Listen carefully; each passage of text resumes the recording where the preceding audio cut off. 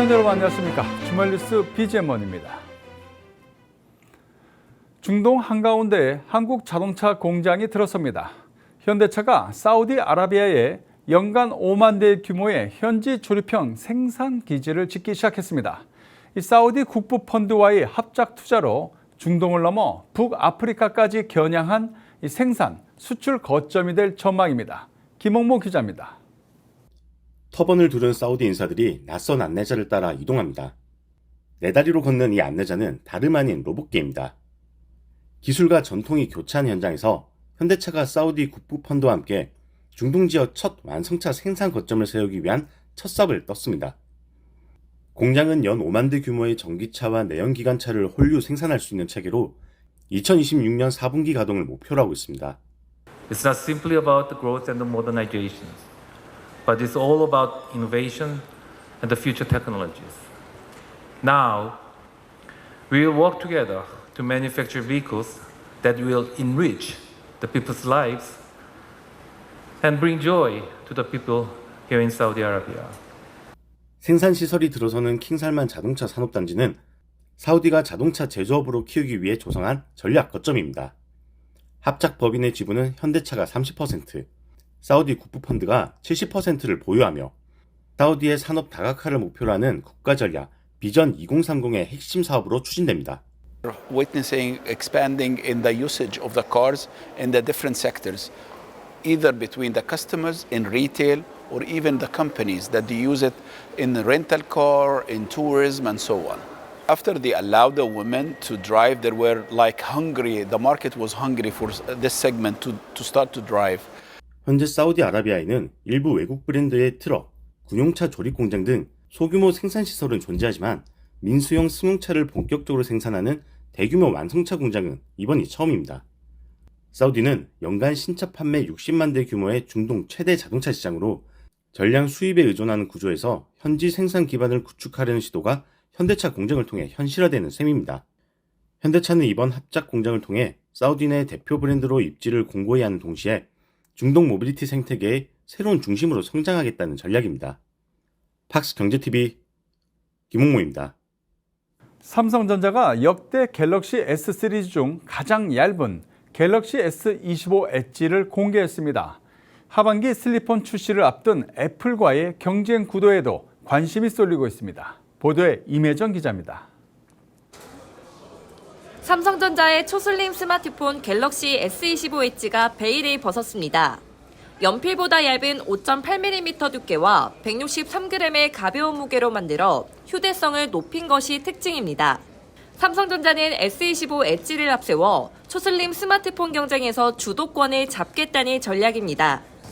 그리고 수년간 다수의 프로토타입을 만들고 여러 가지 부품을 조합해 치열하게 하드웨어 기술을 혁신하며 마침내 오늘 세상에 선보일 수 있게 되었습니다. 삼성전자는 앞으로도 슬림 스마트폰 시대를 이끌어 나갈 것이고 갤럭시 S25 엣지는 바로 그 시작입니다. 디스플레이 전면에는 코닝의 모바일용 강화 유리 신소재인 고릴라 글라스 세라믹 툴을 적용해 스크래치와 충격에 대한 내구성을 강화했습니다. 특히 비슷한 크기인 S25 플러스 대비 약 10% 이상 큰 베이퍼 챔버를 탑재해 얇은 디자인의 단점으로 지적되는 발열 문제를 해결했습니다.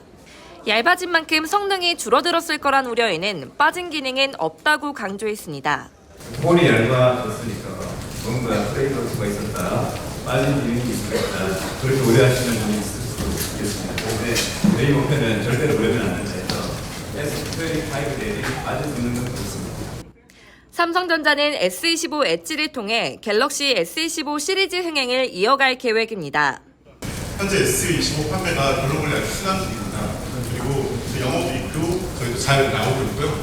오히려 25 엣지를 통해서 그 매출과 영업이익을 더 부과할 수 있는 제품으로 출시를 한 것으로 아마 전체 25 패밀리가 전사부터 MX 사업부에 매출과 이익을 건질할 수 있을 걸로 기대하고 있습니다. 갤럭시 S25 엣지는 오는 23일 공식 출시되고 20일까지 사전 판매가 진행됩니다. 애플도 오는 9월 아이폰 17 에어 출시를 예고한 가운데 초슬림폰 시장의 경쟁도 한층 치열해질 전망입니다. 팍스경제TV 임혜정입니다. 바이오플러스가 음성 신공장 준공식을 열고 본격적인 생산을 시작합니다. 보툴리눔 톡신뿐 아니라 비만, 줄기세포 치료제 생산까지 신공장 가동을 기점으로 글로벌 경쟁력 확보에도 속도를 낼 전망입니다. 김효성 기자가 보도합니다.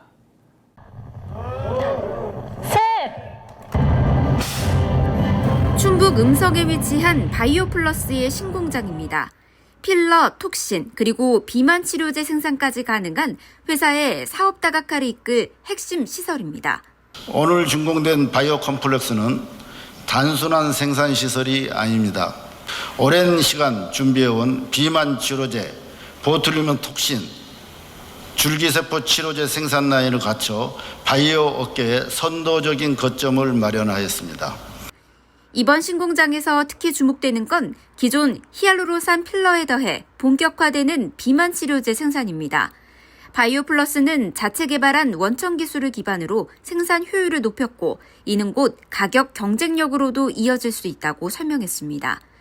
또 올해 하반기부터는 노보노디스크의 비만 치료제 싹센다의 제네릭 제품을 생산하고 2028년에는 위고비를 패치형으로 개발한 차세대 치료제도 선보인다고 밝혔습니다. 음성 바이오 컴플렉스는 기존 성남 공장의 필러 생산량 600만 개에서 600% 향상된 4천만 개를 생산할 수 있으며 바이오의약품 A동에서는 비만 당뇨 치료제 4천만 개, 그다음에 바이오의약품 B동에서는 보툴리눔 톡신 4천만 개를 생산할 수 있는 규모로 확장 중대되었습니다. 현재 바이오플러스는 필러 제품을 70여 개국에 수출하고 있는데 비만 치료제가 상용화될 경우 기존 수출망을 그대로 활용할 수 있을 것으로 기대하고 있습니다. 전 세계 한 70여 개국 수출을 하고 있기 때문에 그 라인들이 전부 다 우리 비만 치료제가 개발이 되면 전체 우리가 수출할 수 있는 국가입니다. 그렇게 보시면 되기 때문에 수출처는 다 확보가 돼 있고 현재 음성 신공장에서는 화장품 라인이 생산 중에 있으며 보툴리눔 톡신동에서는 시생산을, 비만 치료제는 하반기부터 가동한다고 밝혔습니다.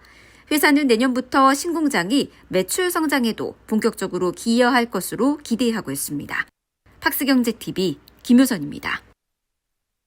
지금까지 AI라고 하면 정보를 분석하거나 사람의 명령어를 해석하는 이런 단순한 모양새였습니다. 자, 이제는 피지컬 AI로 발전했습니다. 쉽게 말하면 알아서 행동하고 판단하는 AI를 로봇이나 비행기, 배 등 움직이는 물체 안에 넣었다고 보면 됩니다. 생각하고 판단하는 휴머노이드 로봇도 한 예입니다. 김판수 기자입니다. 사람의 말을 알아듣고 주변을 스스로 파악해 움직이는 로봇. AI 엑스포 2025에서 마음 AI가 선보인 에이든의 모습입니다. AI가 더 이상 텍스트와 음성에 머물지 않고 실제 환경 속에서 스스로 동작할 수 있도록 구현한 겁니다.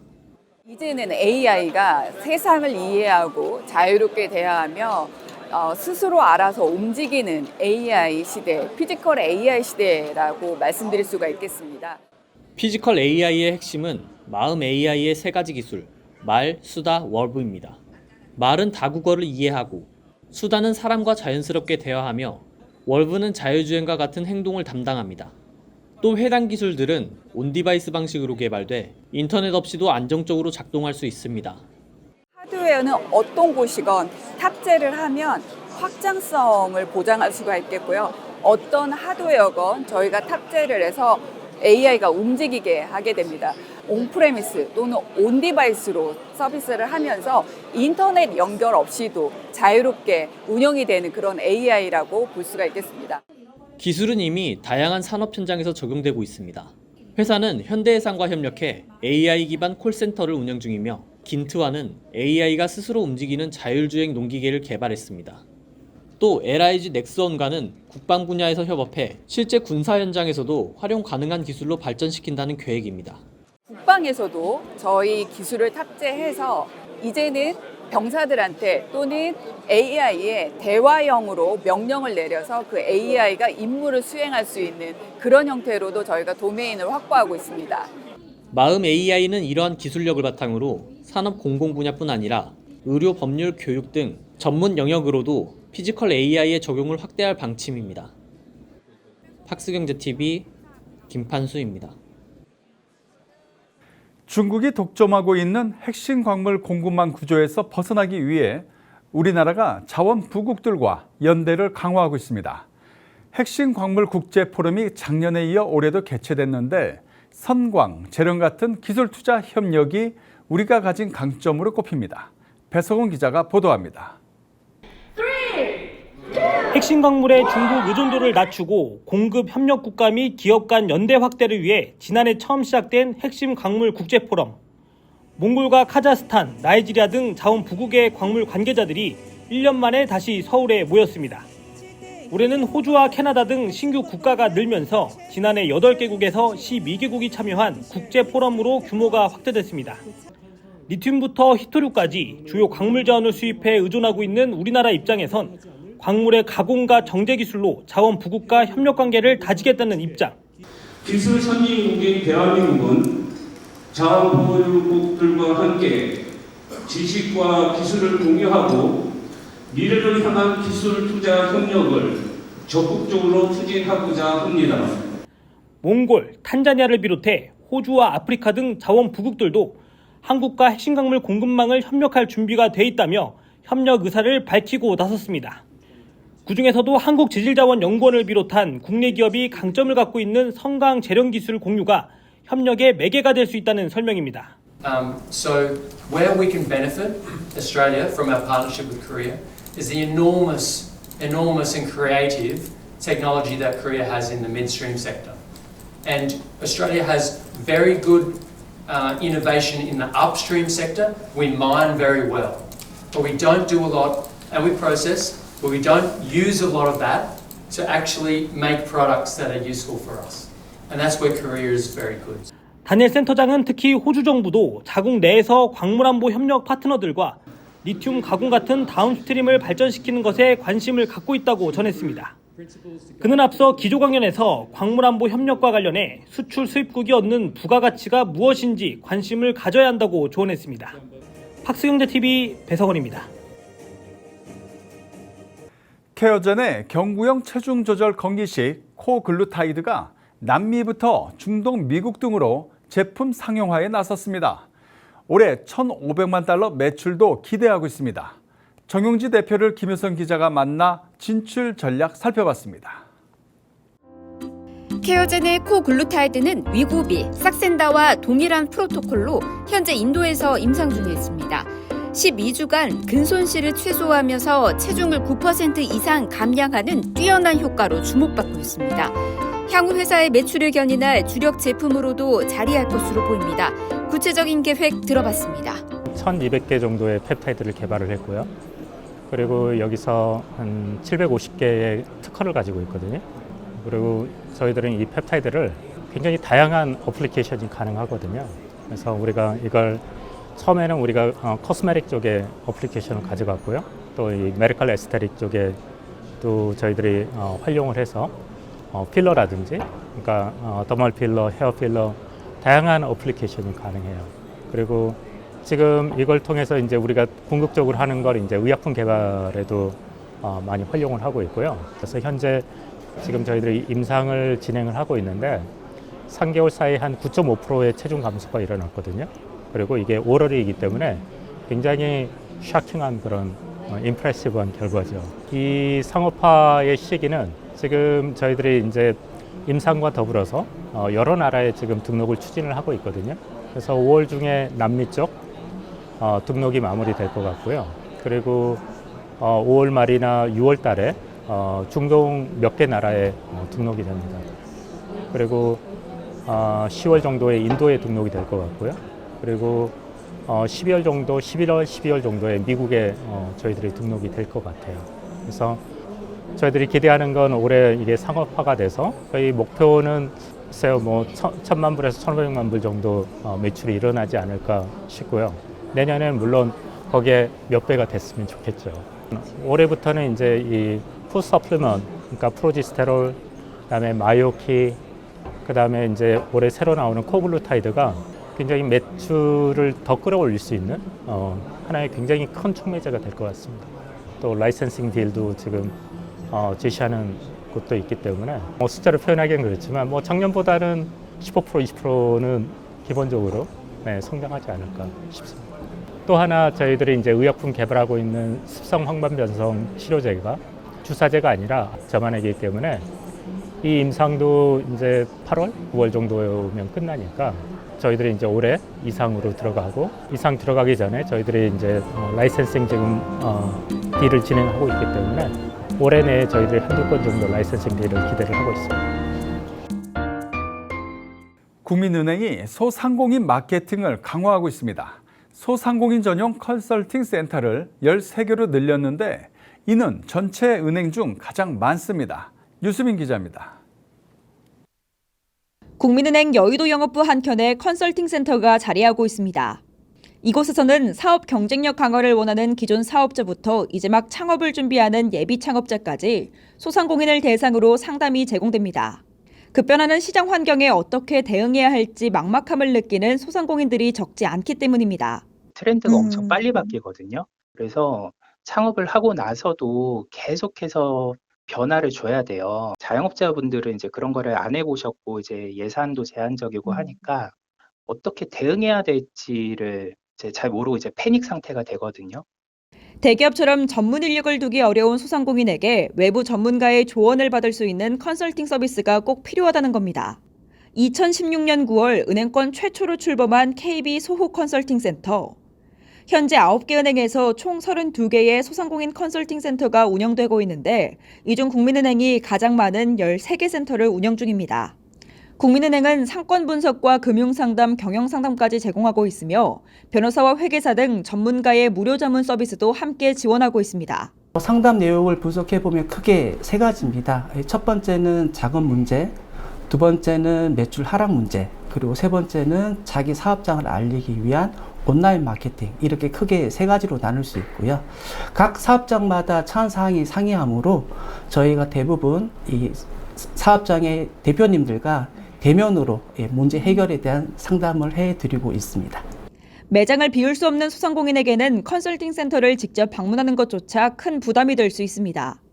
이에 국민은행은 현장 방문이 어려운 소상공인들을 위해 올해로 8회째 찾아가는 멘토링 스쿨 프로그램을 운영하고 있습니다. 외식업 자영업자를 대상으로 셰프와 경영 컨설턴트가 현장을 직접 방문해 맞춤형 솔루션을 제공합니다.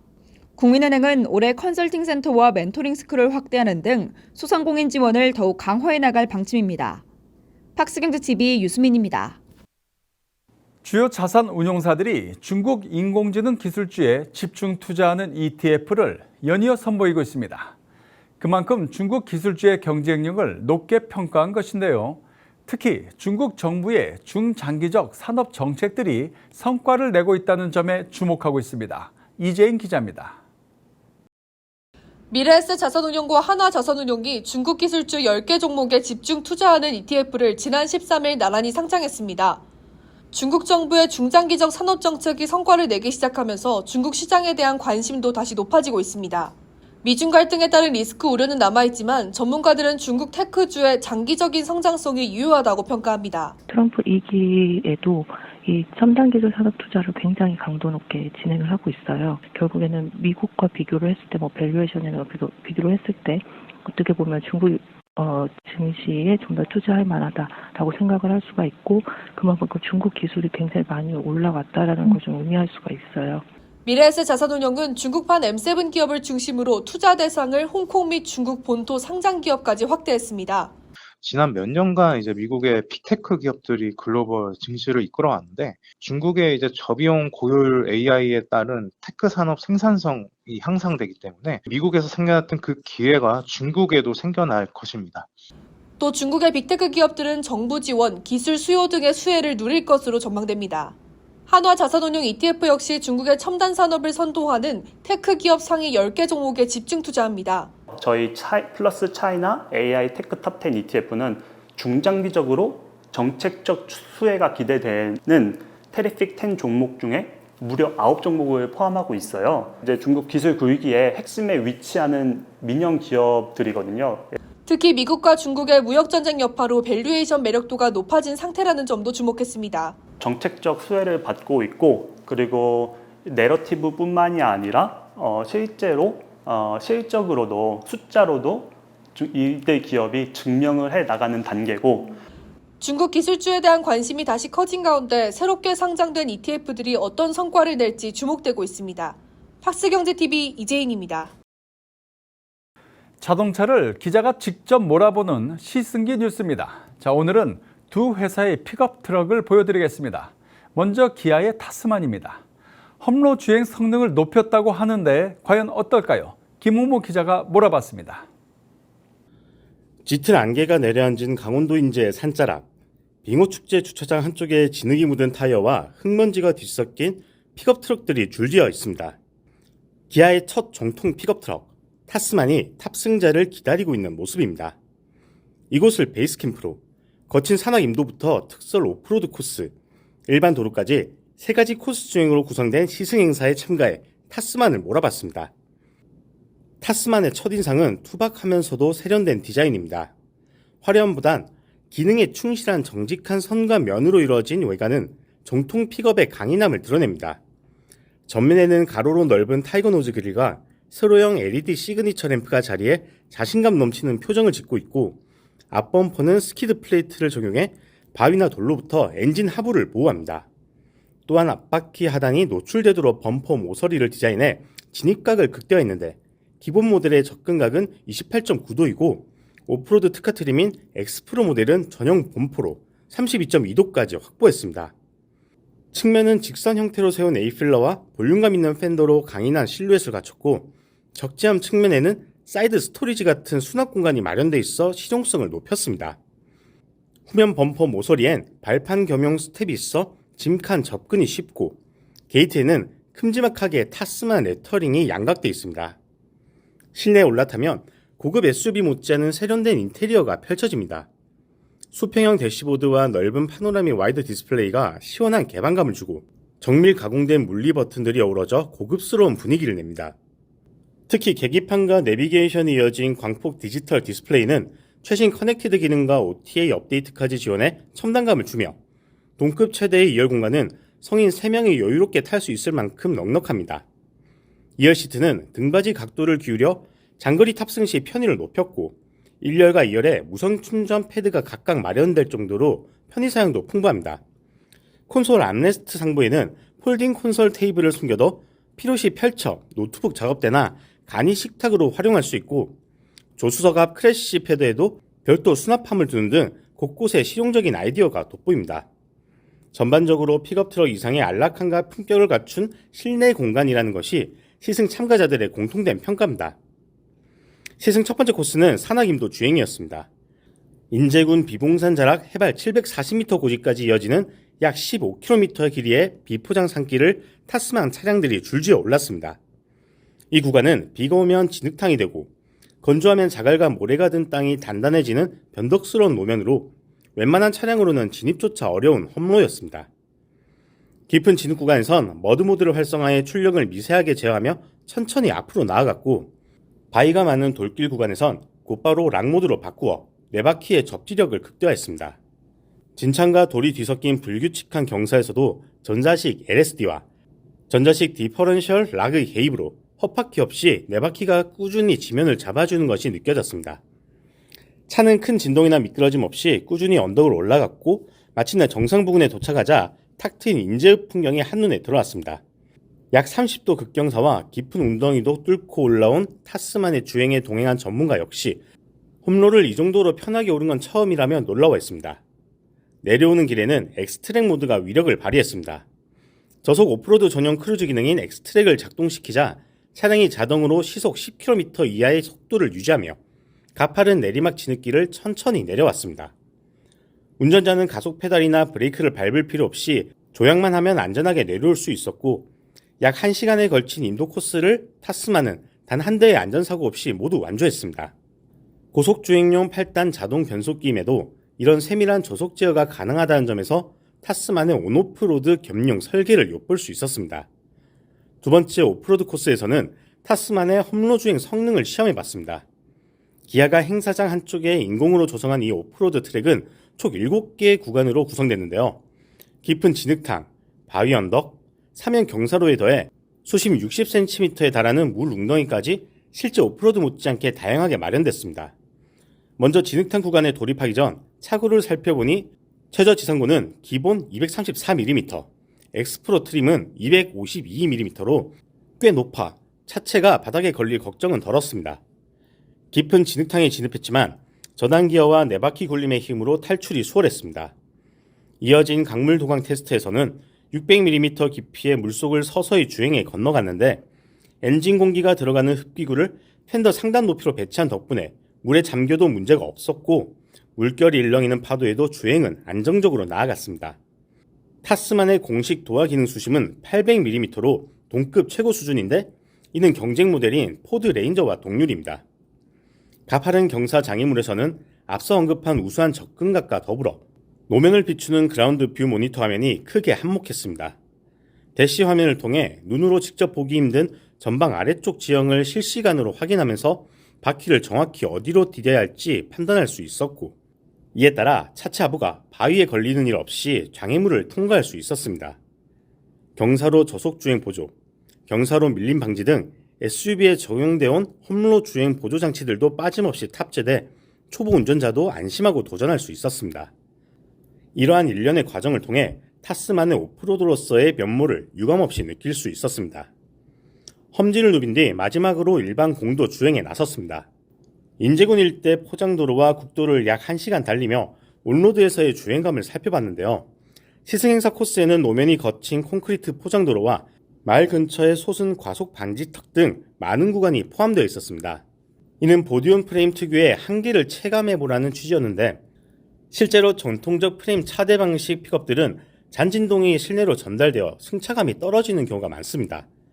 그러나 타스만은 의외로 안락한 승차감을 선사했습니다. 노면 요철을 넘을 때 충격이 크게 튀거나 차체와 프레임이 따로 노는 불쾌한 떨림 없이 비교적 일체감 있는 주행이 가능했습니다.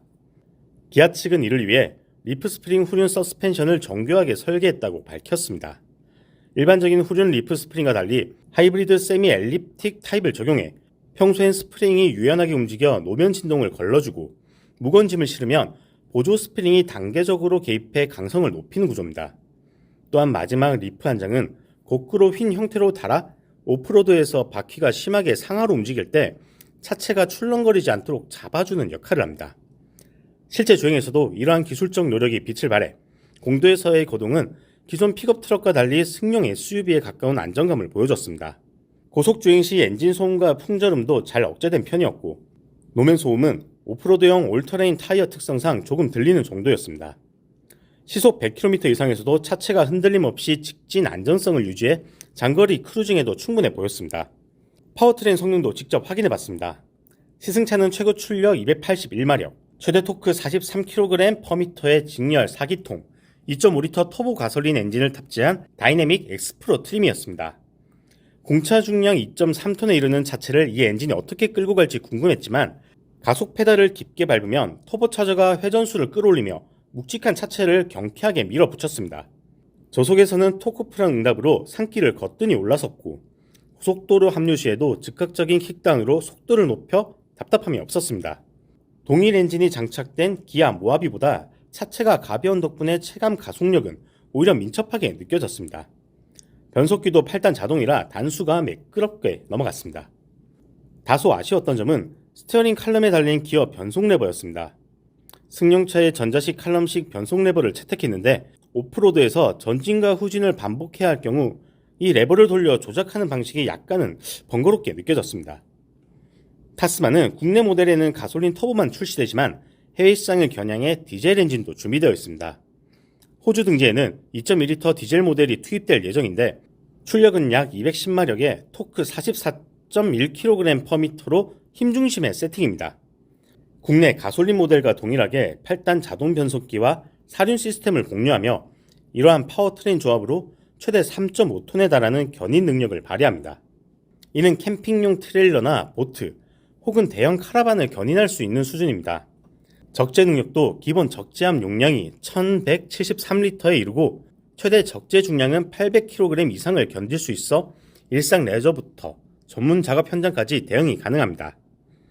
이러한 강력한 적재, 견인 능력과 뛰어난 홈로 주파력 덕분에 타스만에 대해선 정통 픽업 트럭의 본질을 충실히 해냈다는 평가를 내리고자 합니다. 탄탄한 상품성을 바탕으로 국내 팬층뿐 아니라 해외 공략까지 염두에 두고 있는 모델인 만큼 기아로서도 전략적으로 중요한 차량입니다. 기아는 타스만을 올해 국내 출시한 데 이어 내년부터 호주와 동남아, 중동 등 글로벌 시장에 순차적으로 선보일 예정입니다. 픽업 트럭 수요가 높은 호주를 시작으로 글로벌 경쟁에 뛰어든다는 전략입니다.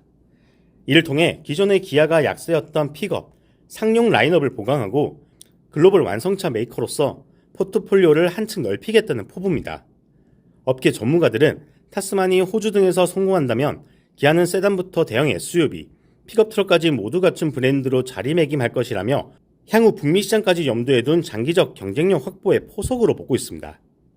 실제 호주 시장의 최대 경쟁차인 토요타 하이럭스나 포드 레인저와 견주어도 성능 면에서 손색이 없고 가격 측면에서도 국내 판매가 3천만 원대 후반부터 시작해 경쟁 모델 대비 합리적이다는 장점을 가집니다.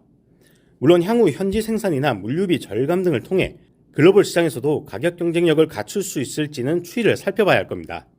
이번 시승을 통해 타스만이 기아가 심혈을 기울여 내놓은 야심작이라는 점을 확인할 수 있었습니다. 험로 주파 성능, 실용성, 온로드 주행 감각까지 전천후 능력을 골고루 갖춘 타스만. 국내 소비자들에게는 새로운 라이프 스타일을 열어줄 다목적 아웃도어 차량으로 글로벌 무대에서는 한국 자동차 기술의 저력을 과시할 역작으로 평가받게 될 것으로 기대됩니다. 지금까지 강원도인재에서 팍스경제TV 김홍모였습니다. 조금 전 모신 타스만은 전통 내연기관이고요. 자, 이어서 전기차 픽업 트럭입니다. KG 모빌리티의 무쏘 EV인데요. 김홍모 기자의 시승 느낌은 어떨까요? 같이 보시죠. 가파른 경사를 오르며 굉음 대신 조용한 전기 모터음이 차분히 실내를 감쌉니다. 진동도, 소리도 없이 미끄러지듯 출발한 무쏘 EV는 전통적인 픽업 트럭의 외모에서 풍기는 이미지와는 사뭇 다릅니다. 강인한 외관 뒤로 전기차 특유의 매끄러움이 스며들며 이 차가 추구하는 방향을 분명히 보여줍니다. 제가 오늘 타본 차는 KG 모빌리티의 전기 픽업 트럭 무쏘 EV입니다. 1990년대 무쏘라는 이름은 국산 SUV의 대표 주자였는데요. 이제는 전기차 시대에 맞춰 적재함을 더한 픽업 트럭으로 돌아왔습니다. 차체를 둘러보면 과거의 흔적은 거의 찾아볼 수 없습니다. 전면 부분 막혀있는 라디에이터 그릴과 길게 뻗은 수평형 DRL이 전기차라는 점을 강조하고 스키드 플레이트와 붉은 견인고리가 오프로더 특유의 터프함을 더해줍니다. 측면은 SUV와 픽업의 경계선에서 묘한 균형감을 잡았습니다. 긴 휠베이스와 일체형 적재함, 차콜 플라스틱 몰딩으로 근육질 이미지를 강조하면서도 전고는 낮춰 도심에서의 실용성을 고려했습니다. 실제로 도심 주차장에 들어갈 때도 큰 부담이 없었고 차에 오르내리는 동작도 SUV처럼 편했습니다. 실내로 들어가면 무쏘 EV가 단순한 상용차가 아니라는 것을 단번에 느낄 수 있습니다. 수평형 대시보드와 통합형 와이드 디스플레이, 전자식 기어노브 등 최신 KG 모빌리티 SUV들과 거의 동일한 구성을 갖췄습니다. 기능도 풍부한데요. 어댑티브 크루즈 컨트롤과 차선 유지 보조, 후측방 경고와 자동 차선 변경 등 운전자 보조 시스템이 빠짐없이 들어가 있어 긴 주행에서도 피로감이 덜했습니다. 특히 2열 공간이 인상적입니다. 픽업 트럭에선 보기 힘든 시트 슬라이딩 기능과 32도까지 젖혀지는 리클라이닝이 적용돼 있었고 무릎 공간도 성인이 편히 앉을 만큼 여유로웠습니다. 이런 구성이라면 가족 단위로도 충분히 활용 가능한 수준입니다. 무쏘 EV는 전륜구동 단일 모터 모델 기준으로 최고 출력 207마력, 최대 토크 34.6kg/m의 성능을 냅니다. 도심 주행 시 반응성은 민첩했고 정지 상태에서 가속하는 과정이 자연스러웠습니다. 고속 구간에서는 초반만큼의 펀치감은 덜했지만 전체적으로 균형 잡힌 출력을 보여줬습니다. 주행 중 가장 인상 깊었던 건 정숙성이었습니다. 전기차 특유의 소음 차단력에 더해 차체 곳곳에 흡차음제가 잘 배치돼 노면 소음이나 풍절음이 거의 느껴지지 않았습니다. 창문을 모두 닫은 상태에선 마치 조용한 프리미엄 세단을 타고 있는 느낌도 받을 수 있었습니다. 전비도 훌륭했습니다. 복합 기준 킬로와트당 4.2km, 일회 충전 주행 가능 거리는 401km 수준인데요. 제가 운전했을 때 도심과 외곽을 넘나드는 80km 구간 실중에서 킬로와트당 5.4km의 전비를 기록했습니다. 80.6kW 용량의 배터리와 효율적인 주행 설정 덕분에 충전 걱정 없이 장거리 운행도 가능할 거라고 여겨집니다. 급속 충전은 최대 200kW를 지원합니다. 배터리 잔량 20%에서 80%까지 충전하는 데 걸리는 시간은 약 24분. 고속도로 휴게소에서의 짧은 휴식만으로도 충분한 주행거리를 확보할 수 있습니다. 과거의 무쏘가 고급 SUV를 지향했던 차였다면 무쏘 EV는 도시명 다재다능 전기 픽업이라는 새로운 영역을 개척하려는 시도입니다. 실용성과 첨단 기능, 그리고 전기차의 경제성을 모두 아우르려는 이 차량은 과거의 영광이 기대지 않고 지금 시대의 해답을 찾으려는 KG 모빌리티의 의지가 담겨 있습니다. 실구매가는 전기차 보조금을 적용할 경우 3천만 원대 중후반까지 내려갑니다. 국산 전기 픽업 시장이 아직 본격적으로 열리지 않은 만큼 무쏘 EV는 그 자체로도 상징적인 출발점입니다. 기아 타스만이 정통 픽업의 방향성을 제시했다면 무쏘 EV는 일상과 업무를 모두 만족시키는 가볍고 편한 픽업의 미래를 먼저 제시했습니다. 전기차와 픽업 트럭, 두 단어가 함께 어울리는 첫 시도를 한 KG 모빌리티가 무쏘 EV를 통해 조용하지만 힘있는 질주의 시작을 알렸습니다. 지금까지 팍스 경제TV의 김홍모였습니다.